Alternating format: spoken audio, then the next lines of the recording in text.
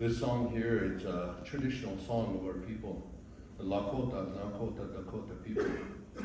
They sing this song whenever we're starting our ceremony, asking the Great Spirit to look down upon us and have pity upon us as we struggle in this life upon Mother Earth. And this is how it goes.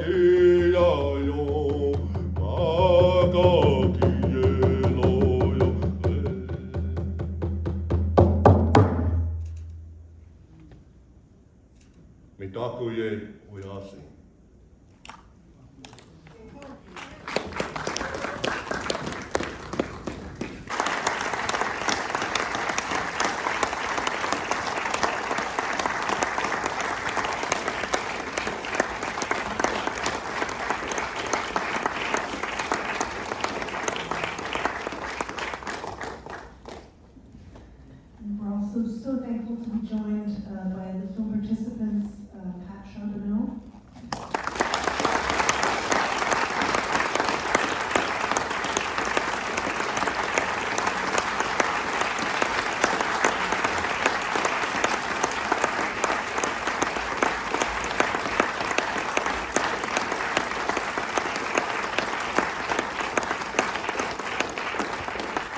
And Dr. Marsha Small.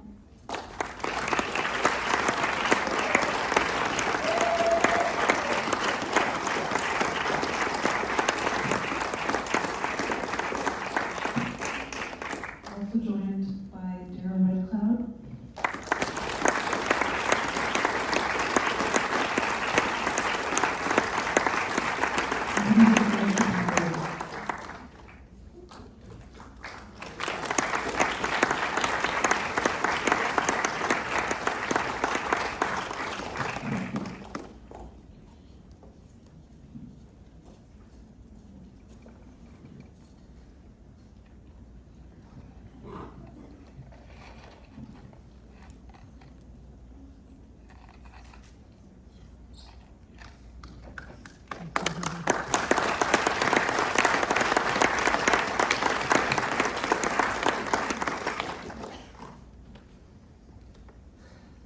Thank you all again for being with us and for sharing this extraordinary film.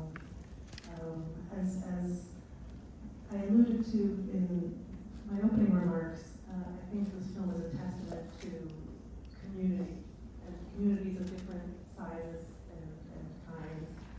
But I'm so struck having you all here on the stage together by the sort of collaborative warmth that clearly gave rise to this film.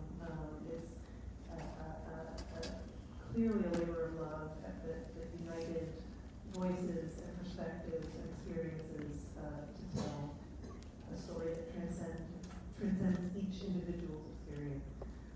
So I wonder if we could start out this conversation, perhaps starting with you, Shannon, but just speaking about how this group of people came together to tell this story, how that process began, perhaps how, what sorts of conversations were the genesis of this incredible collaboration. Thank you. So how I came to this story, first of all, I wanted to do something on this topic since I was 18 or 19 when I grew up in the north woods of Wisconsin. We had 14 Indian boarding schools in our state, and a couple of them very close to where I grew up. I happened to grow up in a household where those things were discussed and where there was a knowledge of what happened there, and I couldn't believe that it just existed and that kids were raped and murdered, and it was just, everybody knew but no one did anything. So if you fast forward to 2016, I was making a documentary called The End of the Line, The Women of Standing Rock. And while we were out filming the people who stood up against the Dakota Access Pipeline, I got a call, and it was from some Yankton Sioux tribe, some members, tribal members, and they said, we need you to come here. And I said, okay, I get a lot of calls like this. And I said, I'm really busy with the pipeline, as you probably know, and I'm covering that right now. And then they said, well, we've just found 3 more bodies. And I said, okay. And they said, this isn't the first time. In recent history, we're doing some construction at the school, still operational school, and we found 3 more remains, please come in fullness. So our crew got there literally hours later, and by then the remains had already been scooped up, had been ground up with drywall scraps and taken to a landfill. I interviewed the person who was made to do that, and other people who were made to dispose of remains at other times, and I started then interviewing survivors. I've done hundreds of interviews with survivors over the years from many of the schools, and you can just see that all of the trauma traces back to that, always traces back to the schools. And I kept hearing the name Charbonneau. You really need to talk to these Charbonneaus. And I went back to making the other documentary, said I'll be back, I promise I'll be back, and we'll do this someday. And there was no support really for this film until we got people like Tony Robbins here, who took the amazing, brave step to say, yeah, I'll back that, I'll get involved and help. Leonardo DiCaprio, George DiCaprio. George can tell you how he came to this story. But we started assembling this team of people that just really cared, and then we made contact with the Charbonneau family, and they were everything that Greg Yates, their attorney, had said, just so articulate, so brave above all else. And of course, yeah, difficult having those discussions initially. Understandably, there were, in many cases, if not all, a lack of trust, right? Because of all the promises that have been made to you over many years, and every day I need to work to earn their trust and maintain their trust. And more of these stories exist, so many more. We couldn't include everything, but it's about time that we collectively acknowledge that this happened, and then let's do something about it to bring upon healing.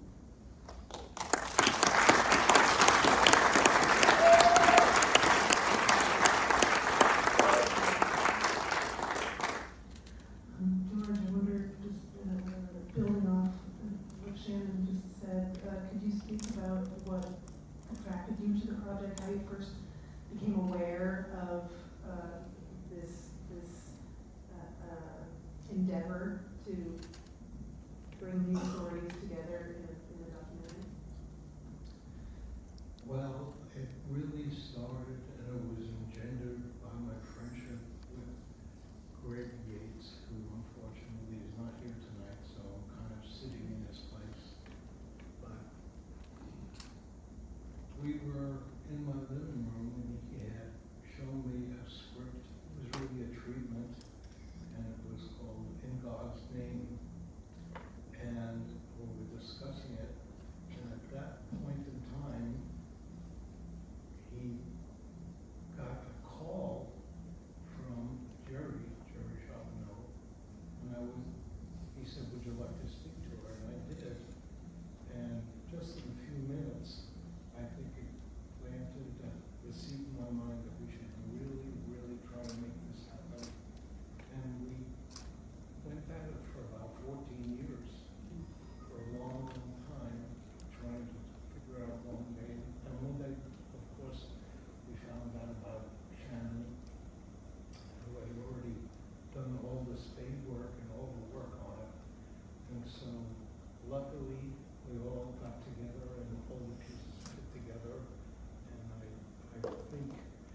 almost a piece of providence, really, that the stories are finally going to be told, even though they couldn't be told in a court, in a jury of peers. It didn't happen, and the cases were tossed out. At least we have this.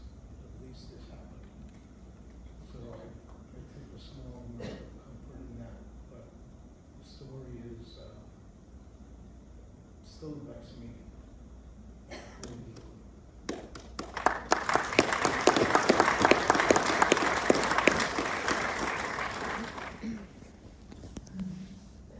I'm curious to hear from you as a representative of the family speaking with us today. Were you and your sisters, when the idea of a film was brought to you, was pitched, could you tell us a bit about your initial reaction and how you see this mode of storytelling as maybe bearing some relation to the other contexts in which you've been called on to tell this story in the last few decades, and just tell us a bit about your feelings related to being at the center of a documentary telling.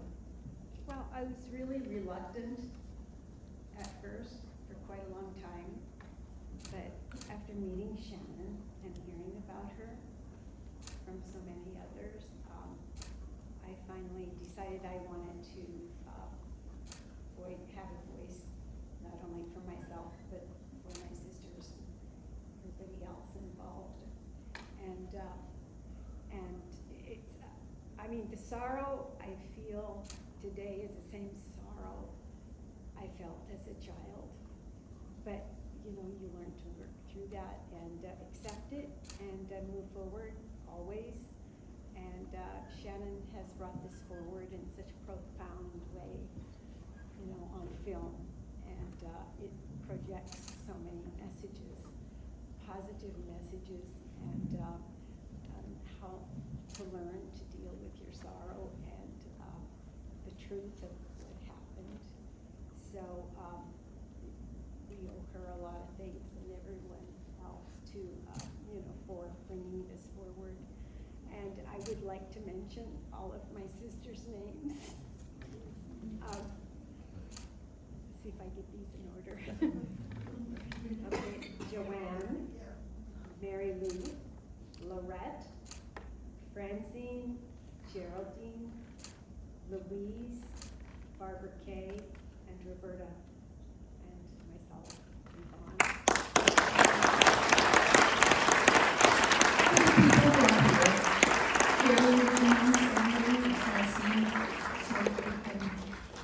Can I acknowledge you for your bravery?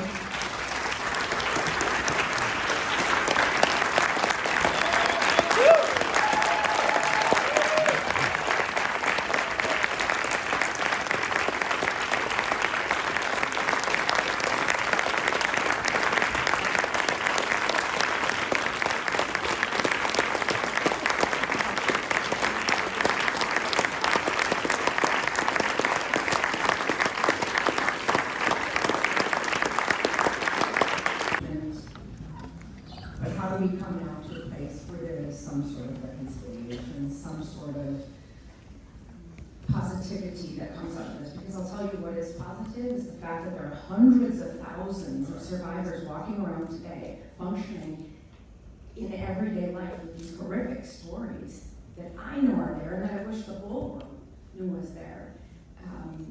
I give the Charbonneau family so much credit for sticking with this as long as they have. And I really pray that they get the justice they deserve, if not in court, then that it happens in the court of public opinion. And that's what they deserve, and that's what all of the probably hundreds of thousands who perished never got the chance to speak of.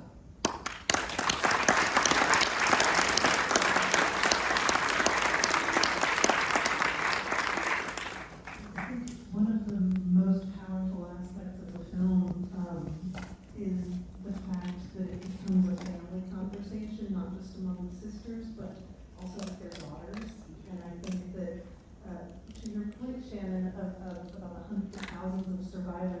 still with us, still surviving, there's also exponentially more children and grandchildren who carry these legacies, you know, for good and for ill, and in all their complexity.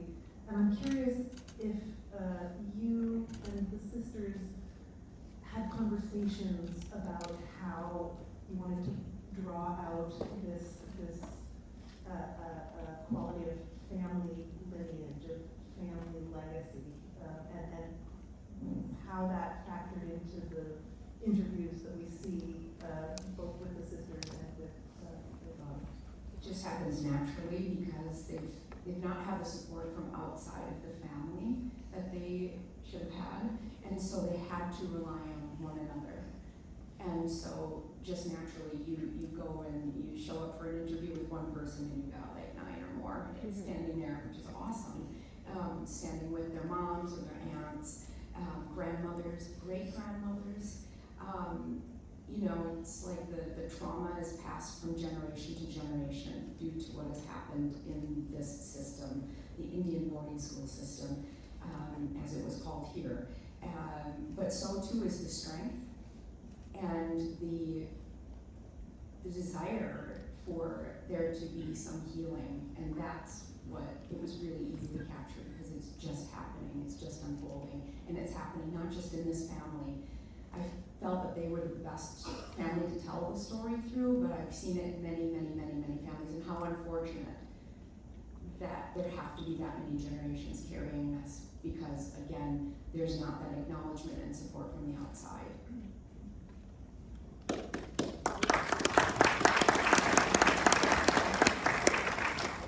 I want to turn to Marsha and Darrell, excuse me, and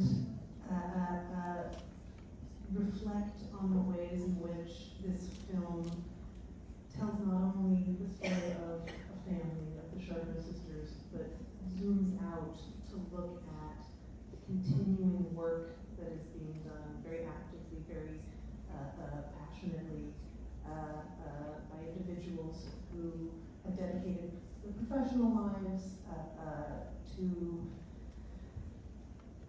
bringing out the most painful or remembering the most painful aspects of these histories, not only the abuses that were suffered in these schools, but also the continuing injustice of remains in unmarked graves that remain to be discovered and returned where they belong. And I'm curious, Marsha, if you could start by just speaking about how you see your work as an aspect of this larger story of injustice that needs to be not only addressed, but also really reckoned with and healed from. Boy, that was long. I'm a talker. You know, being native and being old and the dinosaur, we try to inject a little humor here because I find that this is such a heavy topic. But I want to thank each and every one of you for being here, and I'm honored. We are honored by this. By you coming to learn here about this journey is heavy. But it doesn't just affect the tribal communities, it affects you too, ultimately, because the Native Americans are the canary in the coal mine. And by the canary in the coal mine, I mean that what happens to us will eventually happen to you. So my work is, I was brought here by the ancestors. The ancestors said, go do this. And I like ethnobotany, I'm in ecologist. I like environmentalism, I need that as my heartbeat. But when they said do this, I was, okay, all right, I will learn. I will learn how to do this. And I will learn it in the best way I know how. So I started taking every science class soil class, bachelor's class, cemetery, workshop, everything I could do to extend my knowledge of GPR. I developed relationships with people all over the world that did geophysics and unearthed severe trauma. And so I think that our research, my work, and it's not really research, it's more of a unified meaning, applies to all of us. And if we don't attend that, and I don't think it's a healing for really not just for America in general, but for the world at large. Did I answer your question? You were really long.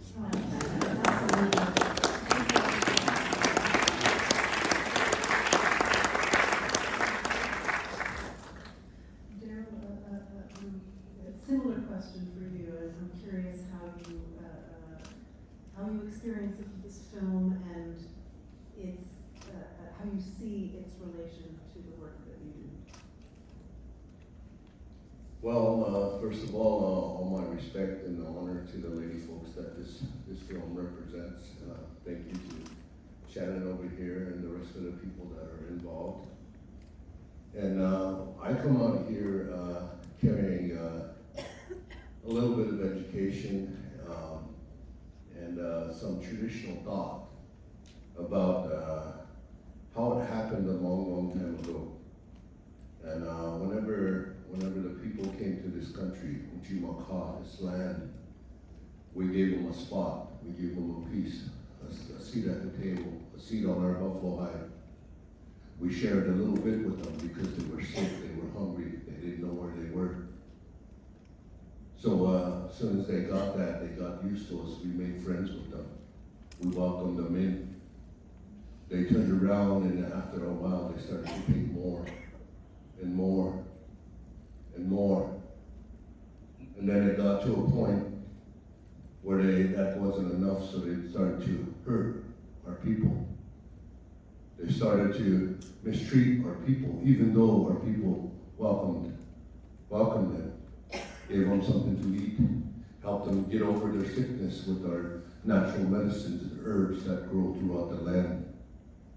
Pretty soon they came and they started to hurt our people. So our people had to defend our little children. We had to defend our little children, and in the books, in the history books, and throughout the internet and so forth, you'll come across it, and it tells the story of our people fighting amongst the other people, amongst the people that were coming across the country. Well, what we were really doing, we were not fighting. We were protecting our little children. Our Wakayaja, our children are the most sacred amongst all indigenous people. They're the ones that come from Creator to walk upon Mother Earth. So whenever they come into this earth, we take care of them. We cherish them. We show them the way. We teach them the virtues and the value about how to live in harmony in this creation.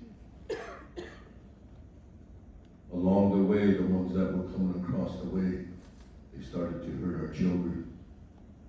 So we stood up and we defended our children, our elderly, our people. But they started coming. Pretty soon they started to do the things that happened to the lady folks on this film here. And this exists throughout all of Indian country. It wasn't our way of life. They brought it. They did it to our people. So it harmed our people mentally, spiritually, physically. To a point where our people started to turn and do that to our own people too. It caused something there, a cycle, generational trauma. That's what it started. And our people still suffer from that today. We still go through that. Cycles of life that were started, our people, on our reservation, where we come from. It's that way. And I'm glad that this film, this movie, this documentary is coming out to bring some light to the people out there that should see it and that should understand it and turn around and go over and help these ladies, help their families, help the indigenous people, the native people of this country because of what happened. It's out there. Some of you have never been out to your reservations, and some of you never been and seen what we see, how we see it. It's that way out there. This is what it caused from in our people. But our people are doing their best to heal from it. They're starting to different healing programs throughout the reservations, bringing this to light within this past several years. Within our tribes, we've been developing healing programs to help cope with what happened and how it affected our people within our tribe, how it came about. That's what is happening today. But we still need this helping hand up. Not a hand out, but a hand up. So that we might be able to walk upon Mother Earth in a good way, along with everybody else, with a big smile, feeling good, feeling confident. Being able to walk this way is a good way. I want to thank you. I want to thank you and your family for sharing your story. And my heart goes out to you.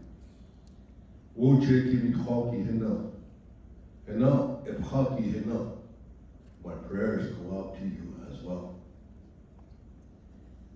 So I hope you understand what I'm saying.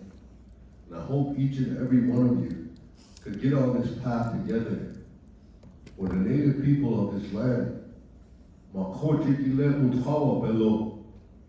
This land is indigenous land. I hope you all understand me in a good way, along with my good friend here. Thank you all very much.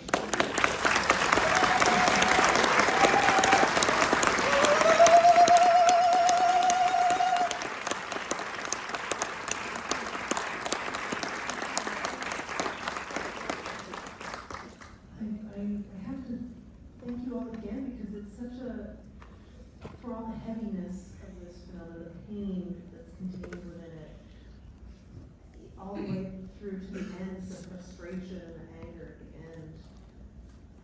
I think it's still a hopeful film, and if any of you would like to speak on this, I would love to hear from you as a final word in this conversation. Just what does it mean to come away from this film with hope for the future?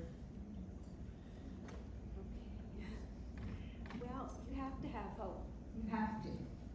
And because there's no other way. If you don't have hope, then you just stay where you are and you don't move forward.